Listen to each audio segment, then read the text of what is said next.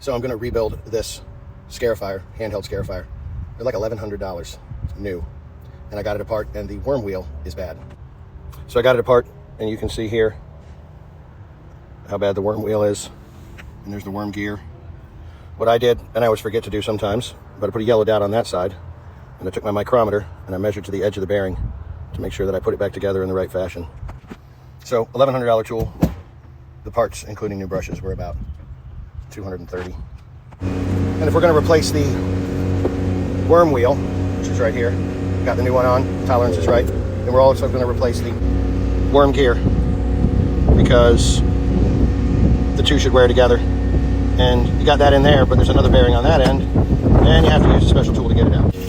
So it's also reverse thread. You need to look out for that as well, because if you try to take it off the regular way, you're going to be tightening it.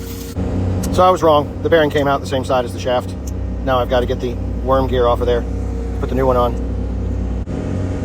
So the worm gear is a taper fit, meaning the shaft it goes on is tapered, and this end is smaller than this end, and the shaft matches that. So when it gets pressed on and you put the nut on, it makes it tight. I did use some questionable practices to get that apart. We'll discuss that later. Maybe never. Who knows? Just try not to damage anything. There it is. Tapered shaft. A lot easier to see the shaft than it is the part that goes on it, the worm gear. But you can see the shoulder where the bearing goes. New worm gear installed. It sits a little higher on the taper, but it is an OEM part, so I have to trust that it is correct. So we got it all back together. There it is. Put some grease in it, in that hole right there. Hopefully this won't happen again, but we will see. Proper maintenance makes tools last longer, that's for sure. Now I'll show you how it works. So you could sit here and you could chip with a chipping hammer like this.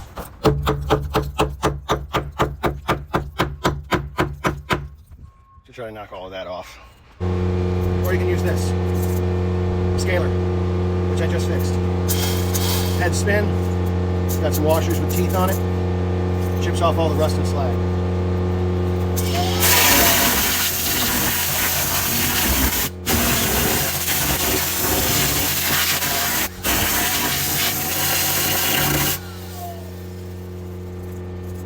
Rust and paint gone. Might have to hit it with a hammer, or a chipping hammer, a little bit, but it does the trick.